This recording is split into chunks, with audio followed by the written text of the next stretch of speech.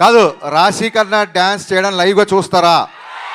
అయితే అయితే కామ్గా అయితే దానికి ముందు కామ్గా నేను మాట్లాడి వినండి, ఓకేనా? మీరు కామ్గా ఉంటే త్వరగా మాట్లాడేసి త్వరగా అమ్మాయి డ్యాన్స్ చేస్తుంది. 2 minutes.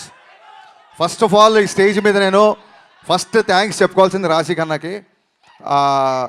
కళ్యాణ్ గారి డేట్స్ టైట్గా ఉన్నప్పటికీ నేను కాల్ చేయగానే జూమ్లో చెప్పనా కథ లేకపోతే ఫోన్లో చెప్పనా అంటే అసలు నువ్వేం కట్ చెప్పొద్దు, నేను షూట్కి వచ్చేస్తున్నా అన్నారు. సో షూట్కి వచ్చి కథ విన్నాక అప్పుడు ఫస్ట్ సీన్లోకి వచ్చారు. థ్యాంక్స్ రాశి, I'm always indebted to you. Thank you so much. And ఈ సాంగ్లో ఇప్పుడు మీరు రాశి స్టెప్స్ చూసింది చాలా తక్కువ.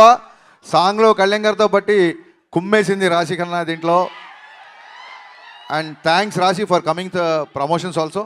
our entire Ustad Bhagat team is so thankful to you. So sweet of you, so sweet of you.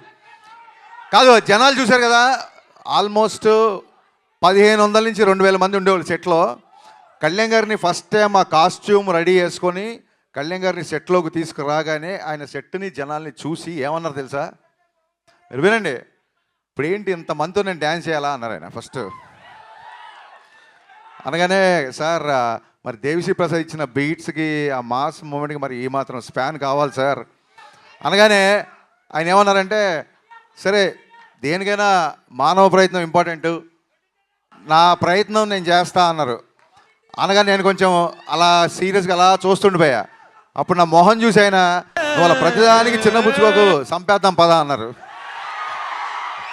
So ఆ రోజు నేను ఏమనుకున్నా అంటే నన్ను మోటివేట్ చేయడానికి అంటున్నారేమో అనుకున్నాను. కానీ లోపలికి వెళ్ళాక నా ఫుల్గా డ్యాన్స్ కూడా చేయలేదు. ఫస్ట్ రిహార్సల్ జస్ట్ ఇలా చూసుకొని స్టార్ట్ మ్యూజిక్ అని ఒక రిహార్సల్ అది చేస్తే సెట్ క్లాప్స్ విజిల్స్ దద్దరిల్లిపోయింది. కళ్యాణ్ గారు ఈ సినిమాకి డేట్స్ ఇవ్వడమో లేకపోతే 9 to 6 టైమింగ్స్లో షూటింగ్ రావడం ఇవన్నీ కాదండి, ప్రాణం పెట్టి పనిచేశారు ఈ సినిమాకి కళ్యాణ్ గారు.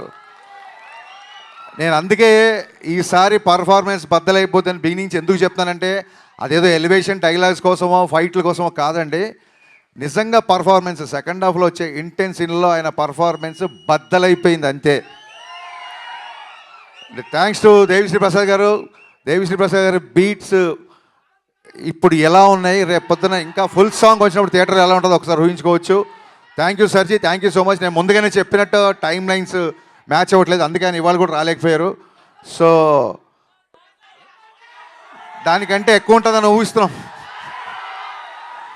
అండ్ సినిమా కొంచెం లేట్ అయినా సరే సెట్స్ చూశారు కదా, మొత్తం మైత్రి కెరీర్లో మైత్రి చేసిన అన్ని సినిమాల్లో ఇంత పెద్ద సెట్ ఇప్పటివరకు వేయలేదు. ఫ్యూచర్లో వేస్తారో తెలీదు.